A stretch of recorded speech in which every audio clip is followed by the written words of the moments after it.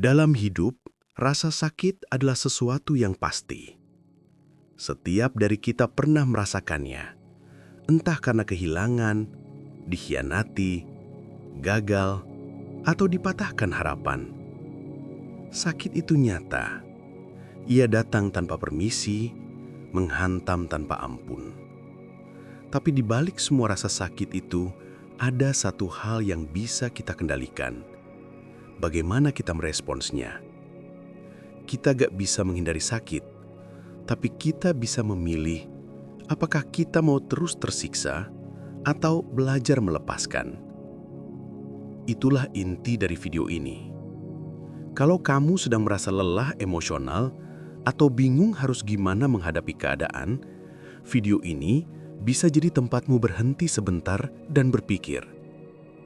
Sebelum kita lanjut, jangan lupa tekan tombol like, subscribe, dan nyalakan lonceng notifikasinya supaya kamu gak ketinggalan video baru yang bisa jadi penguatmu di hari-hari sulit. Dan kalau kamu pernah ngalamin hal serupa, jangan ragu tulis di komentar. Siapa tahu ceritamu bisa bantu orang lain juga. Poin 1. Rasa sakit itu tidak bisa dihindari.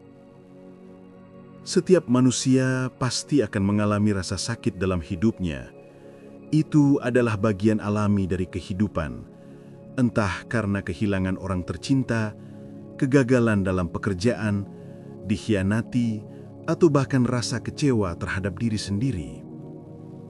Rasa sakit adalah bagian dari proses pertumbuhan. Ia hadir untuk menguji, membentuk, dan menguatkan mental kita. Tapi disinilah letak perbedaannya. Sakit itu tidak bisa kita hindari, tapi tersiksa adalah pilihan. Kita bisa saja terus mengasihani diri sendiri, terjebak dalam emosi negatif, atau kita bisa memilih untuk bangkit perlahan. Orang yang memilih untuk tetap tersiksa biasanya terus hidup dalam penyesalan, menyalahkan keadaan, atau bahkan membenci hidupnya. Padahal, ketika kita menerima bahwa sakit adalah bagian dari hidup, kita justru bisa mulai bergerak maju. Jadi langkah pertama adalah terima rasa sakit itu. Jangan lari, jangan pura-pura kuat. Akui bahwa kamu sedang terluka. Dari sanalah proses penyembuhan bisa dimulai. Poin 2. Pikiran kita menentukan seberapa dalam luka itu. Setelah rasa sakit datang, yang menentukan apakah kita akan tersiksa atau tidak adalah cara kita berpikir dan merespons. Dua orang bisa mengalami peristiwa yang sama menyakitkan, tapi reaksinya bisa sangat berbeda. Kenapa? Karena pola pikir mereka berbeda. Orang yang tersiksa cenderung memelihara pikirannya dalam luka itu. Mereka terus mengulang kejadian menyakitkan di kepala, menyalahkan diri sendiri atau orang lain, dan akhirnya jatuh ke dalam lubang penderitaan yang lebih dalam. Sementara itu, orang yang memilih untuk tidak tersiksa akan bertanya, "Apa yang bisa aku pelajari dari ini?" Mereka sadar bahwa rasa sakit adalah guru, bukan hukuman. Mereka membiarkan luka itu hadir, tapi tidak membiarkannya mengendalikan hidup. Jadi, jika kamu sedang dalam masa sulit, tanyakan ke diri sendiri, apakah aku memperpanjang penderitaanku lewat pikiranku sendiri, atau aku sedang berusaha menerima dan melewati ini dengan kesadaran penuh? Karena pada akhirnya, bukan peristiwa itu yang menyiksa kita, tapi cara kita memaknainya. Poin 3. Menghindari realita justru menambah luka. Rasa sakit memang menyakitkan, tapi yang sering membuatnya terasa lebih berat adalah usaha kita untuk menghindarinya. Banyak orang memilih melarikan diri, entah itu lewat kesibukan, hiburan berlebihan, atau bahkan menyakiti diri sendiri secara perlahan hanya karena tidak mau menghadapi rasa sakit itu.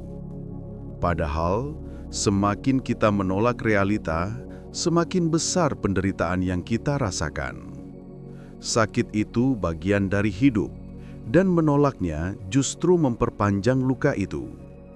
Seperti luka fisik, kalau kita tutup-tutupi tapi tak pernah diobati, infeksinya akan menyebar lebih luas. Tersiksa bukan karena rasa sakit itu sendiri, tapi karena kita tidak mau menerima kenyataan bahwa hidup memang tak selalu berjalan sesuai harapan. Orang bijak bukan orang yang tak pernah sakit hati, tapi mereka yang tahu cara berdamai dengan realita, tanpa drama, tanpa berlarut-larut. Menghadapi rasa sakit secara sadar, itulah kunci untuk tidak diperbudak oleh penderitaan.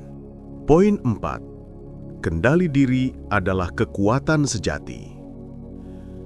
Rasa sakit bisa datang dari mana saja. Kehilangan, penolakan, kegagalan. Tapi bagaimana kita merespon, itulah yang menentukan apakah kita akan tersiksa atau justru bertumbuh. Kita mungkin tidak bisa mengendalikan apa yang terjadi pada kita, tapi kita selalu punya kendali atas sikap dan pikiran kita sendiri. Inilah inti dari filosofi Stoik dan banyak ajaran bijak lainnya. Kendali diri adalah kekuatan tertinggi. Saat kamu disakiti orang lain, kamu bisa memilih untuk membalas atau melepaskan. Saat hidup mengecewakan, kamu bisa memilih untuk meratap atau belajar dari pengalaman itu. Pilihan itu ada di tanganmu. Dan dari setiap pilihan itulah, kamu menentukan apakah kamu hanya sekedar terluka atau juga tersiksa. Jadi, jangan serahkan hidupmu pada keadaan. Ambil alih kemudi dan gunakan kesadaran serta kendali dirimu untuk melewati badai tanpa hancur di dalamnya. Poin 5. Luka batin boleh ada, tapi jangan dipelihara. Mengalami rasa sakit itu manusiawi, tapi menjadikannya tempat tinggal, itulah yang membuat kita tersiksa. Banyak orang tanpa sadar menikmati penderitaannya, terus mengingat luka lama, terus menyalahkan diri sendiri atau orang lain. Padahal, setiap luka punya waktu sembuh, asal kita tidak terus menggaruknya. Pikiran seperti, kenapa aku diperlakukan seperti ini? Andai saja dulu aku memilih jalan yang berbeda, itu hanya akan menahan kamu di masa lalu. Rasa sakit memang tidak bisa dihindari, tapi tersiksa itu seringkali karena kita sendiri yang tidak mau melepaskan. Belajarlah untuk melepaskan beban yang tidak perlu kamu bawa lagi. Bukan karena kamu melupakan rasa sakit itu, tapi karena kamu tahu hidup ini terlalu singkat untuk terus hidup dalam siksaan batin. Luka boleh ada, tapi biarkan ia sembuh, bukan terus kamu buka. Poin 6. Ubah perspektif, ubah hidup. Sakit bisa datang dari mana saja. Kehilangan, penolakan, kegagalan. Tapi apa kamu tahu? Yang benar-benar menyiksa itu bukan kejadiannya itu sendiri, tapi cara kita memandangnya. Dua orang bisa mengalami hal yang sama, tapi merasakan dampak yang berbeda hanya karena persepsi mereka berbeda. Contoh, seseorang dipecat dari pekerjaan. Orang pertama menganggap hidupnya hancur, merasa tak berguna. Orang kedua menganggap ini kesempatan untuk memulai hal baru, mengejar mimpinya. Peristiwa sama, makna berbeda. Jadi ketika hidup terasa menyakitkan, coba tanyakan pada dirimu, apa yang bisa aku pelajari dari ini? Apa ini kesempatan tersembunyi?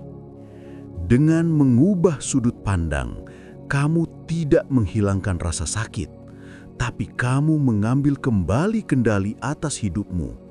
Dan disitulah penderitaan berubah menjadi kekuatan. Poin 7. Pilih bertumbuh, bukan terpuruk. Setiap rasa sakit adalah jalan dua arah. Kita bisa memilih untuk terpuruk atau memilih untuk bertumbuh. Banyak orang berpikir penderitaan adalah akhir dari segalanya. Padahal justru dari sanalah banyak cerita luar biasa bermula. Lihat orang-orang hebat di dunia ini. Mereka bukan yang hidupnya mulus tanpa luka, tapi mereka yang memilih bangkit di tengah luka. Kamu bisa saja merasa hancur sekarang, tapi kamu punya pilihan. Menjadi korban dari rasa sakitmu atau menjadikannya bahan bakar untuk naik level dalam hidup. Sakit itu pasti, tapi apakah kamu akan tersiksa atau bertumbuh? Itu pilihanmu. Jangan biarkan rasa sakit mengubur potensimu. Jadikan dia alat untuk membentuk versi terbaik dari dirimu sendiri. Karena di balik rasa sakit, selalu ada kesempatan untuk jadi lebih kuat. Penutup. Setiap orang pasti merasakan sakit dalam hidupnya. Itu adalah bagian dari perjalanan sebagai manusia. Kita tidak bisa menghindarinya. Tapi yang membedakan adalah bagaimana kita meresponsnya. Tersiksa bukanlah nasib, tapi pilihan. Apakah kita membiarkan rasa sakit itu mengendalikan hidup kita? Atau kita memilih untuk belajar, bangkit, dan menjadi lebih kuat? Ingat, kamu punya kendali atas dirimu. Kamu bisa memilih untuk tetap terluka, atau memilih untuk menyembuhkan diri dan melangkah maju. Sakit itu pasti, tapi tersiksa, itu keputusanmu. Kalau kamu merasa video ini bermanfaat, jangan lupa tekan tombol like, subscribe, dan nyalakan lonceng notifikasinya, biar kamu nggak ketinggalan video-video reflektif lainnya.